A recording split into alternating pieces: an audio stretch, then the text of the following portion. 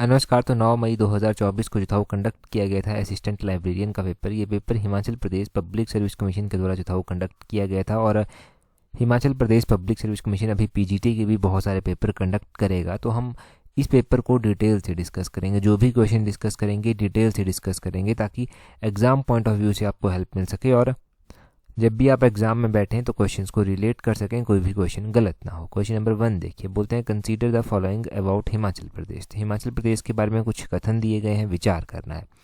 पहले में बोलते हैं Yunam Tso lake is in Lahaul Spiti district. Yunam Tso lake Lahaul Spiti में है। दूसरे में बोलते हैं international border start at Parechu in Shimla district. ये पारीछू का जो अंतर्राष्ट्रीय सीमा होती है ये शिमला में शुरू होती है। तीसरे में बोलते हैं capital of Kullu was Sultanpur की सुल्तानपुर कुल्लू की राजधानी थी, प्रारंभिक जो फर्स्ट कैपिटल थी एक तरह से। आगे बोलते हैं founder of Bhutti weavers cooperation society in Kullu district was Bedram Thakur. अगर आप पहली स्टेटमेंट देखेंगे तो यूनामसो झील कुल्लू में लाहौल स्पीति में ही स्थित है, बिल्कुल सही बात है। लाहौल स्पीति में हमने और भी बहुत सारी लेक्स जो हैं पढ़ रखी हैं। चंद्रताल लेक है, सूरजताल लेक है, यहाँ पर यूनामसो झील है, दीपक ताल यहाँ पर पड़ता है। तो इस तरह की झीलें यहाँ पर चंद्रा और भागा नदियाँ जो तांदी नामक स्थान पर मिलती हैं वो हमने पढ़ रखी हैं।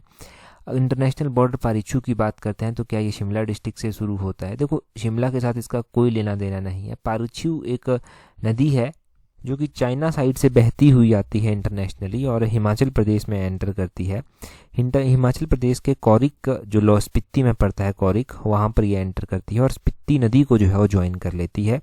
स्पीति नदी को ज्वाइन करती है और बाद में चलकर ये स्पीति जो है सतलुज की ही एक सहायक नदी बनती है चलकर। तो ये जो है वो क्वेश्चन, ये स्टेटमेंट गलत है। आगे बोलते हैं कि capital of Kullu was Sultanpur. देखो, सुल्तानपुर यहाँ की कैपिटल नहीं थी, यहाँ पर जगतसुख जो था वो यहाँ की अर्लीस्ट कैपिटल हुआ करती थी। ये आपने ध्यान रखना है। और साथ में ध्यान रखना है कि जगतसुख के बाद जो कुल्लू था, कुल्लू की कैपिटल जो था वो शिफ्ट भी की गई, नगर में स्थापित की गई थी कुल्लू की राजधानी। कुल्लू की राजधानियों के बारे में अगर हम जानें तो कुल्लू की राजधानी जगतसुख से नगर स्थानांतरित की गई थी विशुद्धपाल के द्वारा। ये आपने ध्यान रखना है। कुल्लू के राजा जगत सिंह हुए। जगत सिंह ने 1660 के आसपास क्या किया? 1660 के आसपास इन्होंने नगर से अपनी कैपिटल शिफ्ट की और फिर ये सुल्तानपुर जो था वो अपनी राजधानी ले गए थे।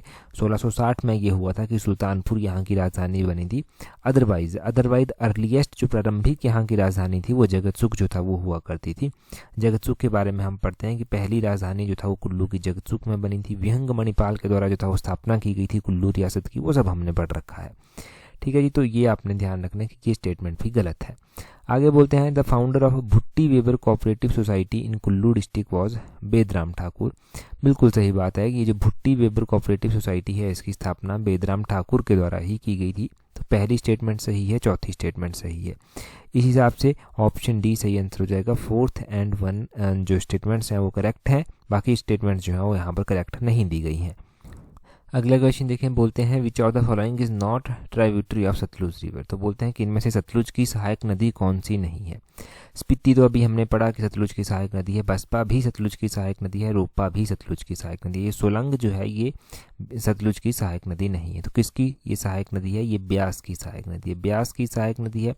ब्यास नदी जो है वो हिमाचल प्रदेश की एक इम्पॉर्टेंट नदी है और ब्यास की अलग बहुत सारी सहायक नदियाँ हैं। हम उससे पहले सतलुज के बारे में जानते हैं। सतलुज देखो, सतलुज नदी जो है ना ये हिमाचल प्रदेश में बहती है और हिमाचल प्रदेश के इन टर्म ऑफ लेंथ ये सबसे लंबी नदी है। मानसरोवर झील के आसपास कहीं से निकलती हैं। इसकी सहायक नदियों में ये स्पीति आ जाता है, रोपा आ जाता है, बसपा आ जाता है, कशांग, मुलोंग, यूला, वेंगर, रूपी, ये सारी जो है वो इसकी सहायक नदियों में आ जाता है। ये आपने ध्यान रखना। बसपा नदी इम्पॉर्टेंट नदी है, तो बसपा नदी जो है वो सतलुज के साथ मिलती है। कहाँ पर मिलती है? ये जो है वो बसपा की जो पहाड़ियाँ हैं किन्नौर डिस्ट्रिक्ट में, वहाँ पर जो है ये मिलती है। ये आपने ध्यान रखना है। और स्पीति नदी आपने ध्यान रखना है कि कुंजुम रेंज के समीप लाहौल स्पीति में ये निकलती है और उसके बाद ये जो है वो बहती बहती जो है वो खाब के समीप जो है वो सतलुज नदी के साथ मिल जाती है।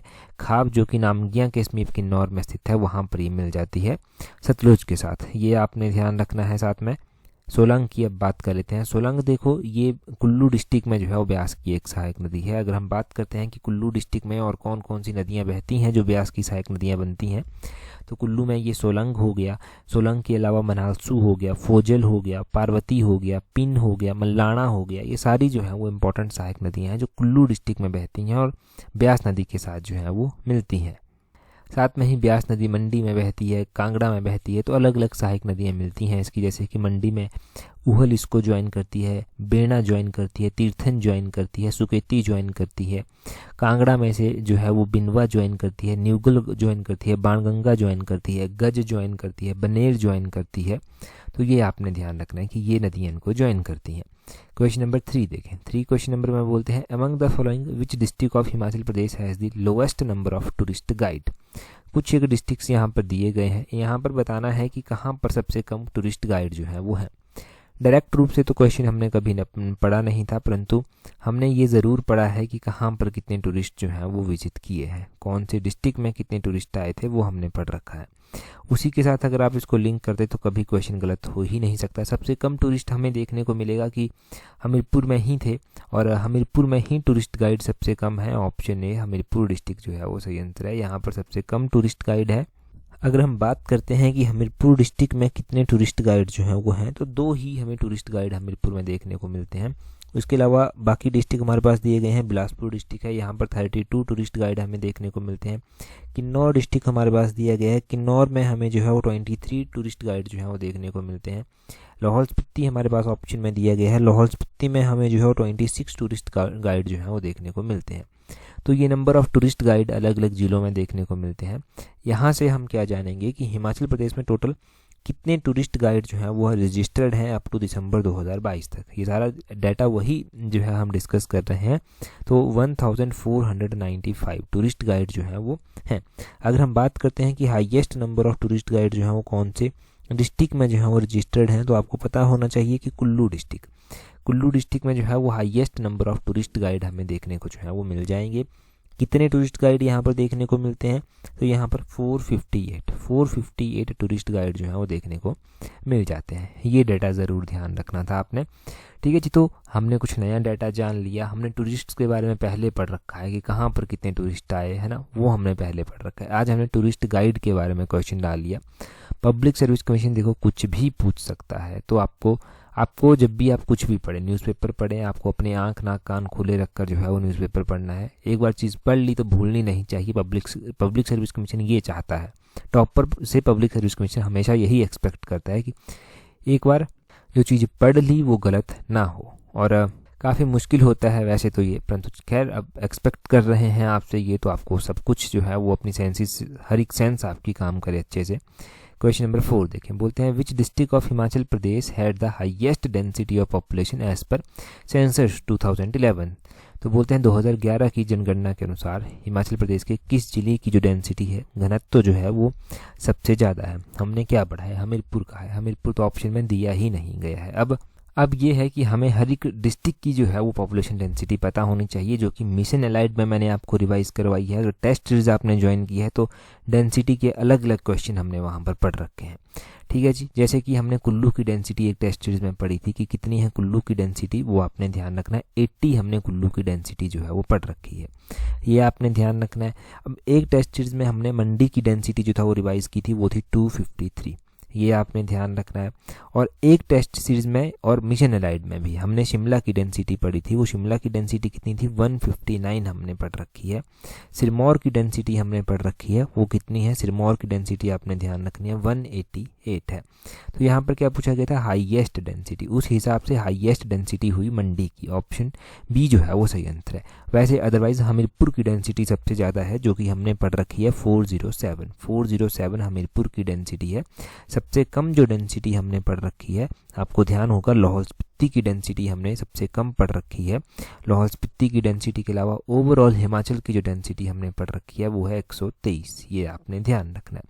तो ये हर एक डाटा आपको पता होना चाहिए, हर एक क्वेश्चन आपको पता होना चाहिए, यहाँ से कुछ भी पूछा जाए गलत नहीं होना चाहिए। टेस्ट सीरीज अगर आपने ज्वाइन नहीं की है अभी तक, तो पीजीटी की टेस्ट सीरीज ज्वाइन करना चाहते हैं तो पीजीटी की टेस्ट सीरीज का लिंक नीचे डिस्क्रिप्शन बॉक्स, कमेंट बॉक्स में दिया गया है, वहाँ से ज्वाइन कर लें। डेफिनेटली जितनी प्रैक्टिस आप करेंगे ना, उतनी ही आपकी जो है परफेक्शन होगी, क्योंकि कोई सॉल्यूशन नहीं, पब्लिक सर्विस कमीशन कुछ भी पूछ सकता है। तो प्रैक्टिस प्रैक्टिस प्रैक्टिस, यही पढ़ने के बाद एक चारा बच जाता है। और जितनी प्रैक्टिस आप करेंगे ना, उतनी ही आप में परफेक्शन आएगी और एग्ज़ाम निकलने के चांसेस उतने ही ज़्यादा हो जाएंगे। ठीक है जी, तो टेस्ट सीरीज को ज्वाइन कर लेना, नीचे डिस्क्रिप्शन बॉक्स, कमेंट बॉक्स में लिंक दिए गए हैं। डेफिनेटली बहुत ज़्यादा हेल्प होगी अगर ऑनेस्टली आप जो है वो प्रैक्टिस करते हैं और फाइनल मेरिट लिस्ट में आपको डेफिनेटली अपना नाम देखने को मिलेगा अगर आप ईमानदारी के साथ पढ़ाई करेंगे, प्रैक्टिस करेंगे। क्वेश्चन नंबर 5 देखिए, बोलते हैं Indo Norway trout fish farm in the district of Himachal Pradesh. तो बोलते हैं कि इंडो नॉर्वे का एक ट्राउट फिश फार्म है हिमाचल प्रदेश के किस जिले में ये स्थित है। ये शायद पहले भी पब्लिक सर्विस कमीशन के एग्जाम्स में पूछा गया होगा या फिर हमने कहीं ना कहीं पर पढ़ा है क्वेश्चन ये कि इंडो नॉर्वे का जो ट्राउट एक फिश फार्म है वो कुल्लू डिस्ट्रिक्ट में जो है वो स्थित है। ऑप्शन डी कुल्लू जो है वो सही आंसर हो जाएगा। देखो क्वेश्चन ये भी पूछ सकते हैं कि कौन सी कंट्री के साथ मिलकर जो है ये ट्राउट फिश फार्म चलाया जा रहा है। तो ये नॉर्वे कंट्री के साथ मिलकर जो है ट्राउट फिश फार्म जो है वो चलाया जा रहा है। अगर हम फिश फार्मिंग की बात करते हैं ना हिमाचल प्रदेश में, तो हमें देखने को मिलता है कि जो 2022-23 के इकोनॉमिक सर्वे के अकॉर्डिंग डाटा हमने पढ़ा है कि 6175 फिशरमैन जो हैं वो यहाँ पर डिपेंड हैं, जो कि मछली पालन के ऊपर ही जिनका जीवन जो है वो निर्भर करता है। ये हमने दिसंबर 2022 तक का डाटा देखा था। हमने फ़िश प्रोडक्शन भी देखी थी कि कितनी फ़िश प्रोडक्शन जो है वो हिमाचल प्रदेश में हुई, तो वो हमने देखी थी 17,136.91 मैट्रिक टन। ये हमने फ़िश प्रोडक्शन देखी थी। इसकी जो वैल्यू थी ना वो थी 24,990.72 लाख। ये इसकी क्या थी, ये इसकी वैल्यू थी। और अराउंड हम बात करें ना कि ट्राउट मछली कितनी बेची गई यहाँ पर, तो 6.33 टन ट्राउट मछली जो था वो सोल्ड की गई हिमाचल प्रदेश में, जिसकी कॉस्ट थी 89.74 लाख। ये आपने ध्यान रखना है, ये डाटा हमारे पास अवेलेबल है। ठीक है जी। तो फिश प्रोडक्शन के बारे में आपको पता होना चाहिए कि फ़िश प्रोडक्शन जो है वो कितनी हुई फाइनेंशियल ईयर 2022-23 में, ये आपको पता चल गया। ठीक है जी।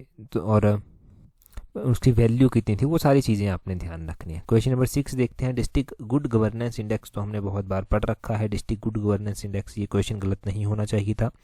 डिस्ट्रिक्ट गुड गवर्नेंस इंडेक्स का क्वेश्चन पूछा गया है overall rank of Mandi district of Himachal Pradesh in district good governance index 2021 was. तो 2021 में डिस्ट्रिक्ट गुड गवर्नेंस इंडेक्स में हिमाचल प्रदेश का रैंक जो है वो पूछा गया है कि ओवरऑल क्या रैंक जो है वो हिमाचल प्रदेश का रहा है। अगर हम 2021 के डिस्ट्रिक्ट गुड गवर्नेंस इंडेक्स के बारे में बात करते हैं तो पहला, दूसरा, तीसरा, चौथा और पांचवा ये रैंक हमने जाने थे। वैसे तो हमने हर एक डिस्ट्रिक्ट का जाना था।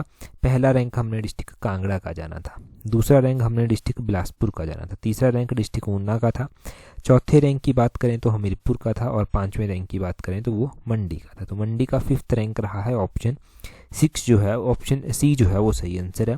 और छठा रैंक किसका रहा है, चंबा का रहा है। 7वां रैंक शिमला का रहा है। 8वां रैंक कुल्लू का रहा है। 9वां रैंक सिरमौर का रहा है। 10वां रैंक किन्नौर का रहा है और 11वां रैंक जो है वो सोलन का रहा है। 12वां रैंक आपका लाहौल स्पीति का जो है वो रहा है डिस्ट्रिक्ट गुड गवर्नेंस इंडेक्स 2021 में। डिस्ट्रिक्ट गुड गवर्नेंस इंडेक्स 2021 में ये आपने ध्यान रखना है, सारा का सारा जो भी रैंकिंग मैंने आपको बताई 1 से लेकर 12 डिस्ट्रिक्ट तक, वो सारी की सारी रैंकिंग इंपॉर्टेंट है। कोई सी भी पूछी गई है एग्जाम में तो गलत नहीं होनी चाहिए। अगला क्वेश्चन देखें, बोलते हैं यहाँ पर identify the following correct percentage of unemployment rate of males and females in 2019-20 इन हिमाचल प्रदेश। तो अनएम्प्लॉयमेंट रेट आपको बताना है मेल्स का फीमेल्स का, जो करेक्ट यहाँ पर दिया गया है कि कितना है 2019-20 में। देखो इस क्वेश्चन का ना कोई एग्जैक्ट डाटा नहीं मिल रहा था, परंतु एक डाटा जो मिला है ना 2019-20 का और जो इन ऑप्शंस के हिसाब से मैच कर रहा है वो पहला डाटा मैच कर रहा है 4.1% और 9.7%। ये है देखो अनएम्प्लॉयमेंट रेट हिमाचल का और ये 2019-20 का है अर्बन एरियाज़ का। ठीक है जी, अर्बन एरियाज़ का है ये, परंतु क्वेश्चन में अर्बन जो है वो मेंशन नहीं किया गया है, तो इसको हम भी मानेंगे नहीं, आंसर की आने पर देखेंगे इसको। परंतु जो डाटा हमारे पास अवेलेबल है जहाँ से क्वेश्चन बन सकता है अभी भी, वो हम डिस्कस ज़रूर करेंगे, वहाँ से हम पीछे नहीं हटेंगे। देखो अगर हम बात करते हैं ना अनएम्प्लॉयमेंट रेट की हिमाचल प्रदेश में, अनएम्प्लॉयमेंट रेट का जो डाटा हमारे पास अवेलेबल है 2022-23 के इकोनॉमिक सर्वे के अनुसार, उसको जो है अभी हम यहाँ पर डिस्कस करेंगे। 2022-23 का डाटा हमें बताता है कि अनएम्प्लॉयमेंट रेट जो हिमाचल प्रदेश में है वो 2020-21 में जो था वो कितना था 3.3% था। 2020-21 में ये 3.3% था और 2021-22 में यही डाटा 4.0% जो है वो हो गया जाकर। अगर ये डाटा हम ऑल इंडिया लेवल पर देखेंगे तो 2020-21 में ये डाटा ऑल इंडिया लेवल पर 4.2% था और 2021-22 में ये डाटा ऑल इंडिया लेवल पर 4.1% जो है वो हो गया था। कुछ हिमाचल के सराउंडिंग के डिस्ट्रिक्ट भी जो है, कुछ स्टेट भी यहाँ पर दिए गए हैं, जैसे कि पंजाब दिया गया है, 2020-21 में पंजाब का अनएम्प्लॉयमेंट रेट 6.2 था और 2021-22 में 6.4 हो गया।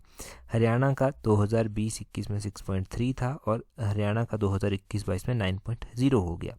उत्तराखंड का ये 6.9% था 2020-21 में, 2021-22 में ये 7.8% हो गया।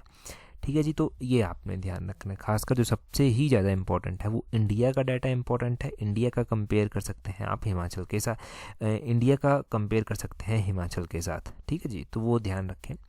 अगले क्वेश्चन में बोलते हैं of the which year the financial year witnessed the lowest production of fruit in Himachal Pradesh. ये क्वेश्चन तो हमने पढ़ा था कि हिमाचल प्रदेश में जो फ्रूट प्रोडक्शन हुई वो लोएस्ट कब हुई, कौन से ईयर में लोएस्ट फ्रूट प्रोडक्शन जो था वो हमें देखने को मिली थी। देखो यहाँ पर फ्रूट प्रोडक्शन जानेंगे हम हर एक ईयर की, जैसे कि 2019-20 सबसे पहले दिया गया है, तो यहाँ पर हुई 8.45, ठीक है। और उसके बाद 2020-21 की जब हम जानेंगे तो यहाँ पर हुई 6.24, और उसके बाद अगर हम 2021-22 की जानेंगे तो यहाँ पर हुई 7.53, और 2022-23 की अगर हम जानेंगे तो यहाँ पर हुई 8.14।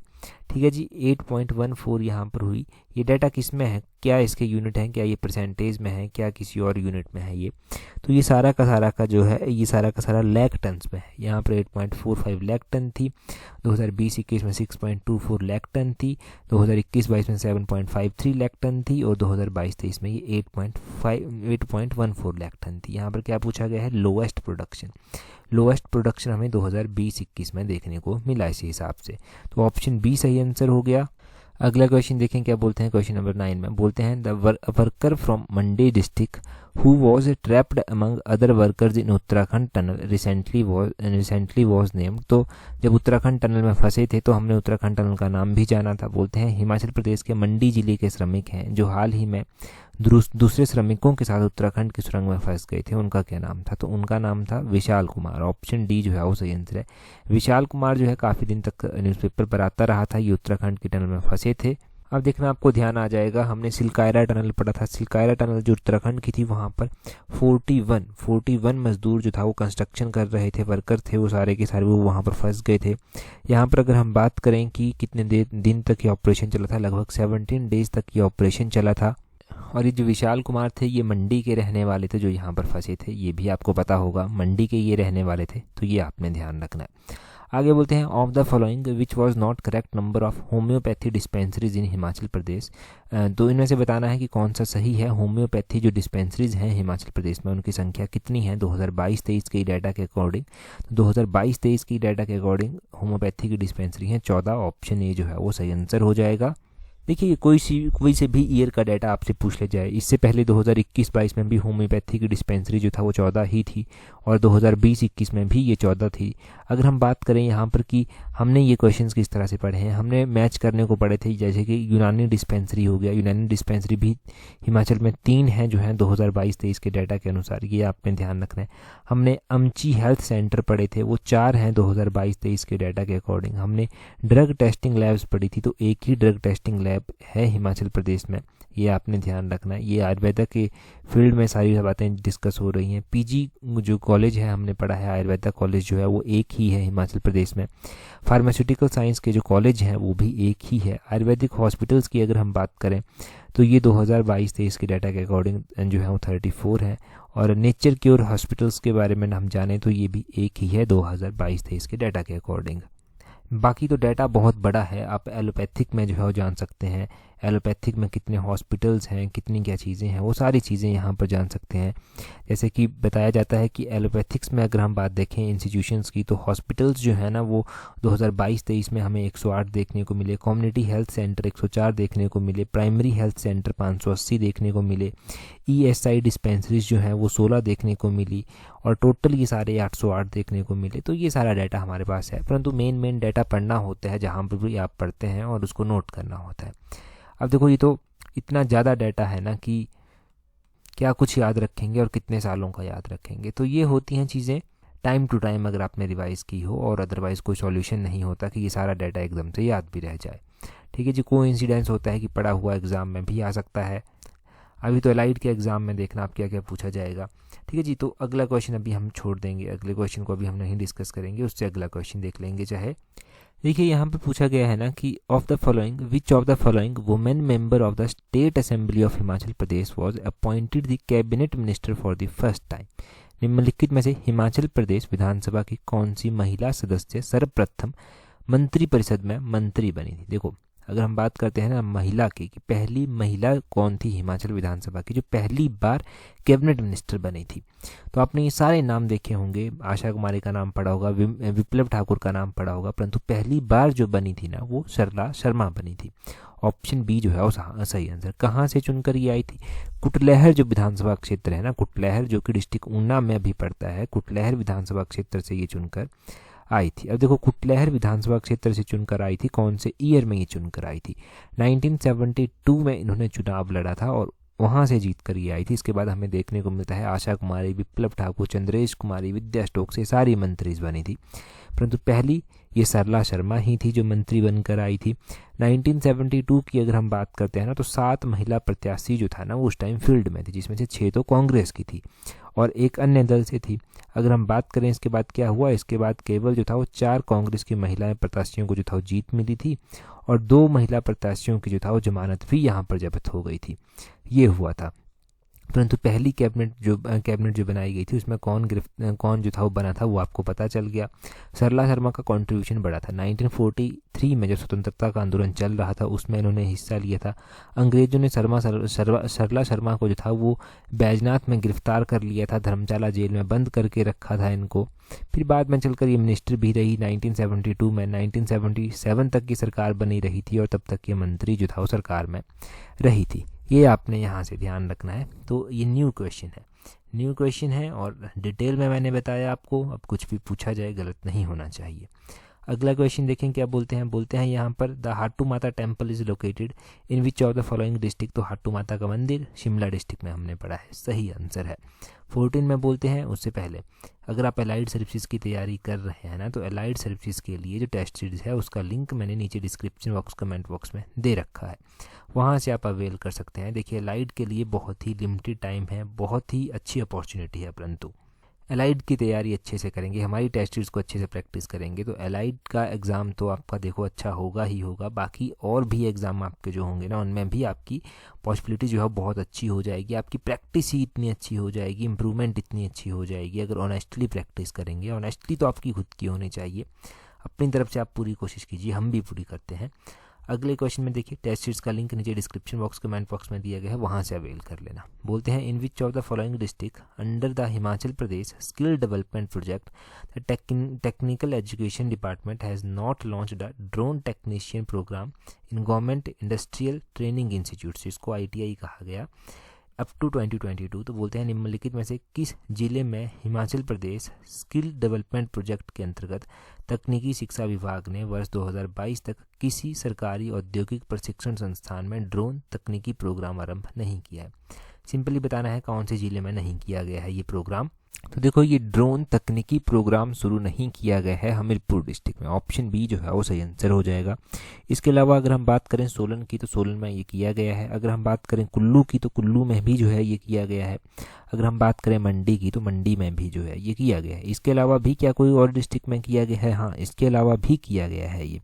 इसके अलावा ये कहाँ पर किया गया है? इसके अलावा ये डिस्ट्रिक्ट सिरमौर में किया गया है, ये आपने ध्यान रखना है। डिस्ट्रिक्ट शिमला में जो है ये किया गया है और कांगड़ा डिस्ट्रिक्ट में किया गया है, ये आपने ध्यान रखना है। अब मैं एक बार फिर से सारे डिस्ट्रिक्ट आपको काउंट करवाता हूँ। Mandi district, Sirmaur district, Shimla district, Kangra district, Solan district और कुल्लू डिस्ट्रिक्ट, ये 6 डिस्ट्रिक्ट हैं जहाँ पर जो है ये Himachal Pradesh skill development project जो कि टेक्निकल एजुकेशन डिपार्टमेंट के तहत आता है और इसमें ड्रोन टेक्नीशियन प्रोग्राम है ये गवर्नमेंट ITIs में जो है वो लॉन्च किया गया है और 6 आपने ये डिस्ट्रिक्ट ध्यान रखने हैं जहाँ पर ये किया गया है। अप टू 2022 2022 तक की ये बात है, ये आपने ध्यान रखना है।